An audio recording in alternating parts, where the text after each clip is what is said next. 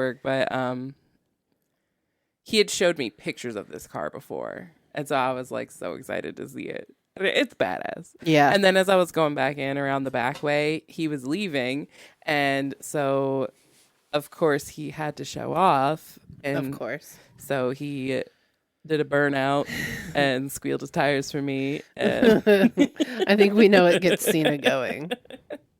It was exciting. Yes. Okay. Yes. So then Thursday, it's been a busy social week for me. Thursday, I got to see my friend Allie, and we went to Applebee's, and it was delicious. And it was a great time. We both couldn't commit to what restaurant we wanted to go to.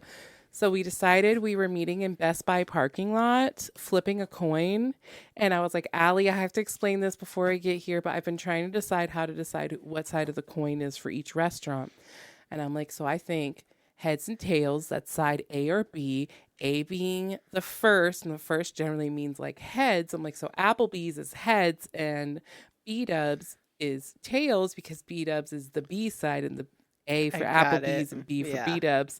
And she was like, that was perfect. I love it. It's Fact of the Week. Hi, welcome to May. It's spring. I'm going to share something cool, good fact. And then I just wanted to put out a little warning that my facts mainly have to do with death. If it's one that's kind of depressing. So that's okay.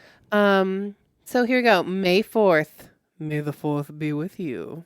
And also with you. It is National Star Wars Day today, and you know I'm going to be working it at work. Okay, so now on to the death stuff. We have in 1970, Jeffrey Glenn Miller, Allison B. Krauss, William Knox Schroeder, and Sandra Lee Schrewer were killed by National Guard troops at Ohio's Kent State campus. Wow. Yeah, like it's a big thing. Like when Josh went there, like they have the spots all marked out. Yep. And then we have in 1990, Jesse Tefero was executed in Florida after his electric chair malfunctioned 3 times, causing his hair and head to catch fire. I would have taken that as a sign from like God. Yeah. Right? And like, this man has a purpose still yet. And that was in 1990. Yeah. Like a year before my mother was pregnant with me. Yeah.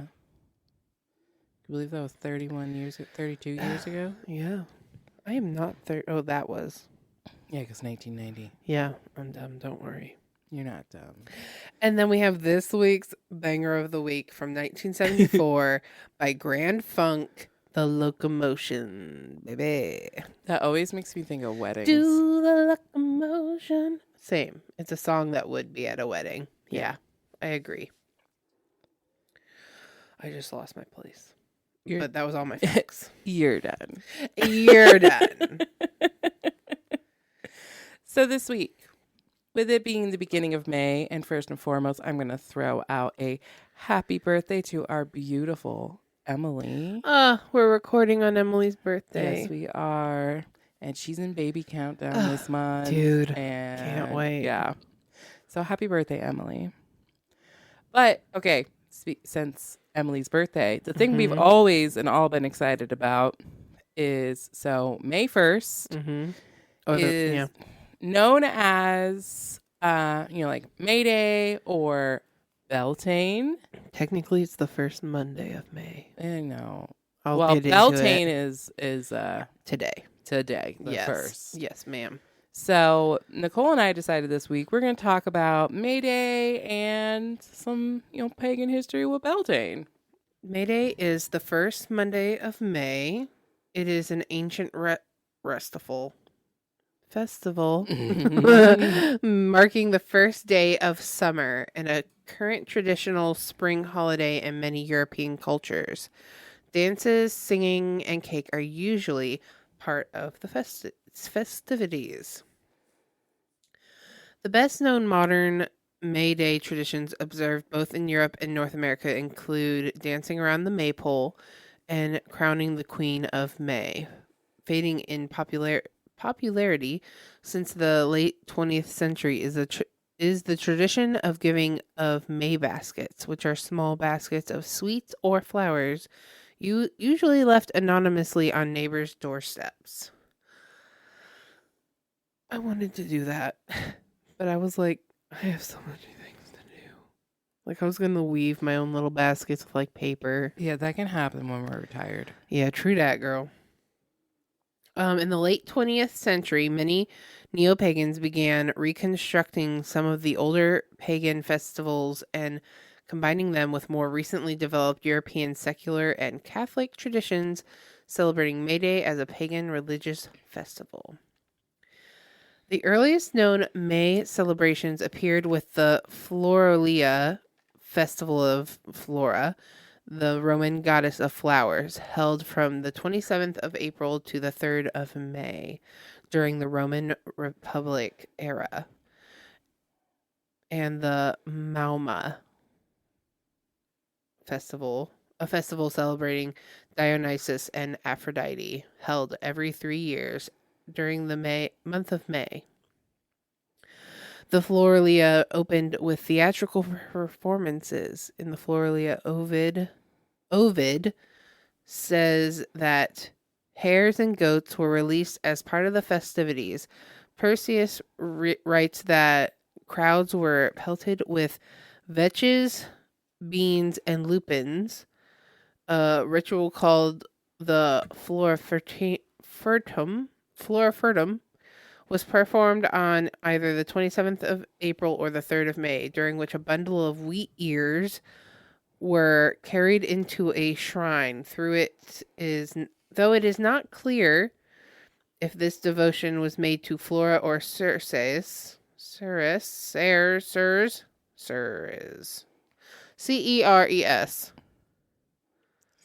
It's not Circe. It's not Circe. It's Ceres. We're calling you Ceres. Ceres. I don't know. Ceres. Ceres. Floralia concluded with competitive events and spectacles and a sacrifice to Flora. So there's a little back story of May Day. Okay. Now I'm going to share a different. I don't even know how many I did. I probably did like 6 or something on 6 different countries or so and how they celebrate. I just dropped my headphones. Oh, I was like, what was that? I went to itch my ear. Got you. The edge of it because my hair's still wet. Yes. So we're going to start with Bulgaria. Ermidon, the holiday, that's what they call it, I guess. Ermidon. The holiday is associated with snakes and lizards, and rituals are more in order to protect people from them. The name of the holiday comes from the prophet Jeremiah, but its origins are most probably pagan. It is said that on the days of the Holy 40 or Annunciation, snakes come out of their burrows, and on Ermidon, their king comes out. Old people believe... It's funny because they say old people think this instead of like elderly people or something. They just older say, generations. Yes. Old people believe that those working in the fields on this day will be bitten by a snake in the summer. In Western Bulgaria, people light fires, jump over them, and make noises to scare snakes. Another custom is to prepare podnichi, a special clay pot made for baking bread. For a second, I thought you were about to say they were made from baked beans, but I don't know why. I was like, that's what made logical sense. This day is especially observed by pregnant women so that their offspring do not catch Uremia, an illness due to evil powers. Emily? You listening? Moving on to the Czech Republic. Traditionally considered a holiday of love, and May as a month of love. The celebrations of spring are held on April 30th with a maypole, and when a maypole is erected, a tradition possibly connected to Beltane, since bonfires are also lit on the same day. The event is similar to German something It's public holiday on April 30th. On May 31st, the maypole is taken down in an event called maypole felling. On May 1st, couples in love kiss under a blooming tree, according to the... On May 1st? On May 1st. Sorry, my sister texted me. According to ethnographer... We're going to call you Clara. This is not an old habit. It most likely originated around the beginning of the 20th century in an urban environment, perhaps in connection with Carrel's poem Maj, which is often recited during these days, and Petrin. This is usually done under a cherry or apple or a birch tree. So my husband has to go kiss me under a tree today. Yes. I've got flowering trees in the backyard. Yeah, you do. 3 of them. Mm-hmm. There you go, girl. All right, let's move on to Poland. Also, I didn't do Ireland or Scotland because it was all about Beltane. Thanks, babe. Yeah, just wanted to throw that out there. In Poland, there is a state holiday on May 1st. It is currently celebrated without a specific connotation. Words are hard today. Everything's hard. And such, like my day. and as such is May Day. However, due to historical connotations, that's what the name. That's what the word was. Yeah. Most of the celebrations are focused around Labor Day festivities. It is customary for labor activists and left-wing political parties to organize parades in cities and towns across Poland on this day. The holiday is also commonly referred to as Labor Day. The May Day in Poland is closely followed by another state holiday. On May 3rd is Constitution Day. The Parliamentary Act of February 20th, 2004 introduced the Polish National Flag Day, observed on May 2nd. While not a public holiday, together with the other two, it constitutes the so-called Maziołka, a 3-day celebration period often considered the beginning of the barbecue season in the country. That is called priority. Yes. Romania. This one is kind of lengthy. I don't know why I chose everything, but it was for a reason. So May Day is to celebrate the Armandin, the beginning of summer, symbolically tied with the protection of crops and farm animals. The name comes from Slavonic Jeremiah Dini, meaning Prophet Jeremiah's Day. But the celebration, rites, and habits of this day are apotropic and pagan, possibly originated in the cult of the god Pan. I don't know why, but the god Pan, I just enjoy that his name is Pan. Because it makes me think of Peter Pan.